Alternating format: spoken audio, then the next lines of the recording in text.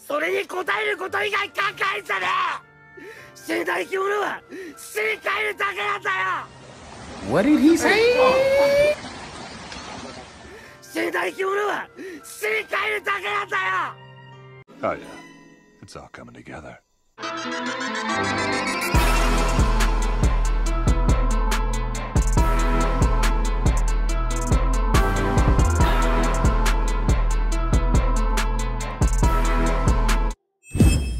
Yo, what's going on, guys? A&M Anime here. It's your boy Alex. We back again. Before we get started on this video, I just want to say thank you guys so much for all the support on the latest video. It's been doing really well. I appreciate it. Worked really hard on that one, so that feels good. Thank you guys so much. And once again, hit that like button. Leave a comment. Let me know how you feeling. Let me know what anime you watching right now. I kind of slowed down on watching some animes. I feel like nothing's out right now compared to earlier in the year in 2020. So let me know what you guys watching. Any recommendations? Don't forget to subscribe if you haven't already, and hit that bell for all the notifications. Now, as you can see with the fit, this video will be Demon Slayer related. And today we're going to talk about the ending. And here we go. The ending. Now, what can you say about Demon Slayer's ending, guys? I feel like the public reception to it was a little mixed. And I think where that reception comes from is the fact that, one, to some people it felt a tad bit rushed. And for two, the technically last chapter focused on characters that we personally don't know. And that's where I feel like the disconnect comes from. So let's get started with chapter 204. Chapter 204 is basically just a calm, relaxing, okay, we beat Mugen, we get to have a good time chapter for Tanjiro, Nezuko, Zenitsu, and Inosuke. That's really it. So we see them like living together now. We have funny moments where they're bathing. We see Tanjiro recovering. We get a cute moment with Zenitsu and Nezuko. A cute moment with Nezuko and Tsunami.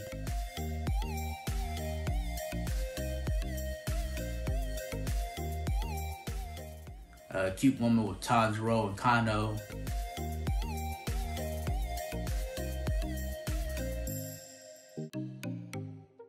A cute moment with Inosuke and Aoi.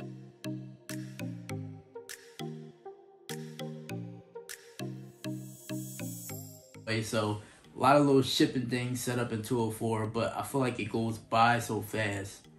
And the thing with that is unfortunately, Shonen Jump wouldn't let gotogue put in the extra chapters, extra pages. So it was like 14 to 15 pages out there that can honestly constitute as a whole nother chapter, to where we get more moments like people wanted with the main four that we spent the entire manga's run with.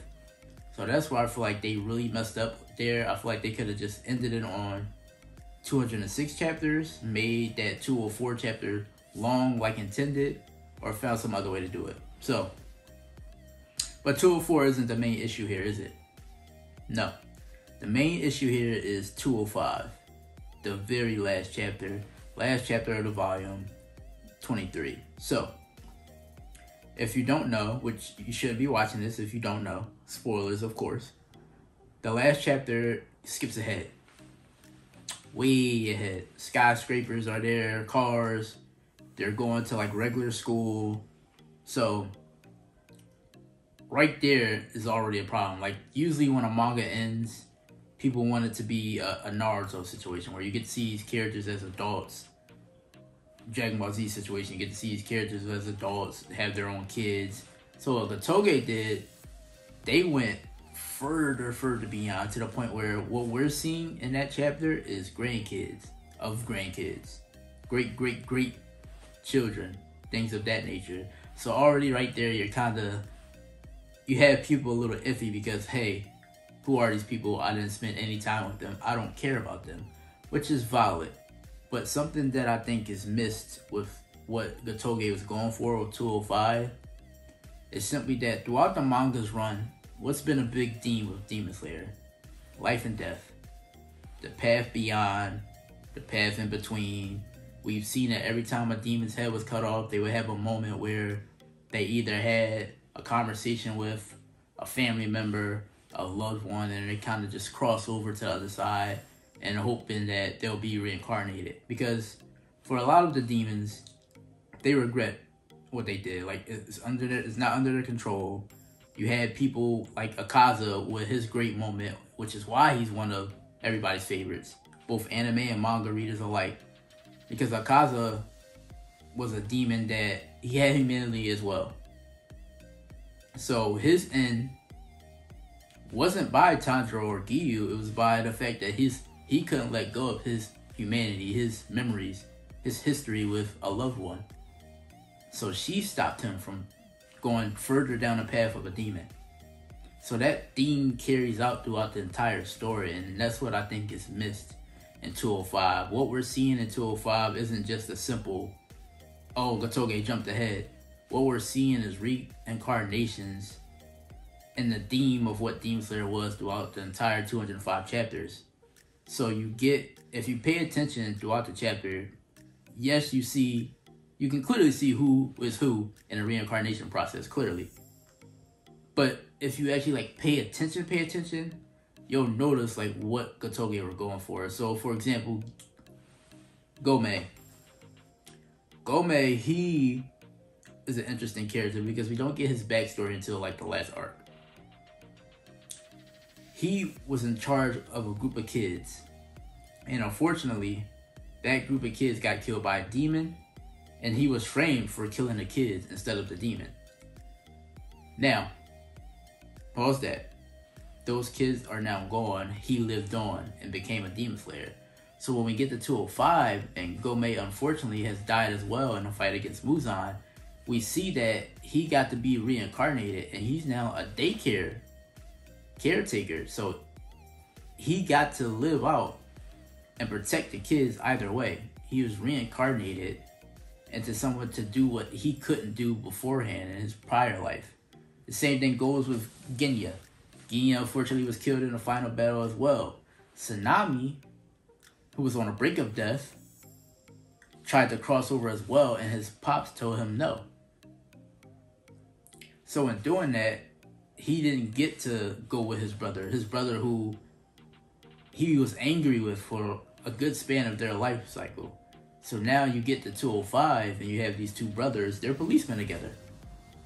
So you already seeing a pattern here where gotoge is trying to rectify maybe something couldn't happen in a past life, it can happen in reincarnation.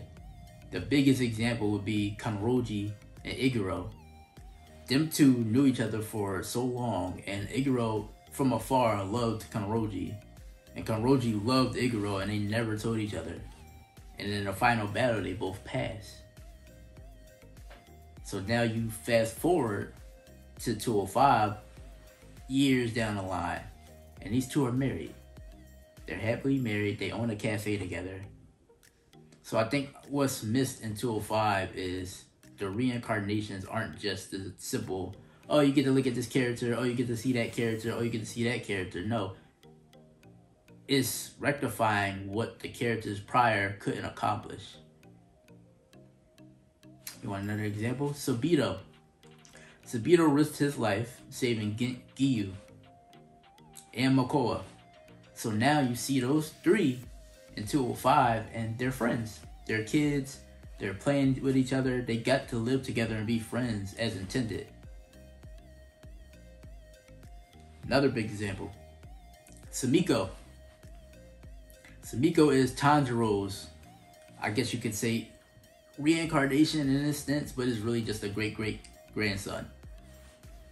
He meets up with Rengoku's incarnation and they're best friends. It's a terrible day for rain. What do you mean? It's not raining. Yes, it is. Oh, so it is. And how could you not love such a wholesome friendship? Them two, in a short span that they spent together, Tanjiro formed such a bond with Rengoku. such respect. He saw him as a sensei. So here you go, 205, and a reincarnation of these two. And they're best friends. They're best friends. They're running along. They're having a good time. And the same thing goes for every single character. Every character that had a problem. So I think what people miss with 205, when they just brush it off because it's, oh, she jumped to a head, or oh, they jumped to a head too far, I don't care about these characters. I think the point wasn't to make you care about the characters, more so to make you get an understanding and appreciation of what the characters prior didn't get to live out, and now they can. Oh yeah, it's all coming together.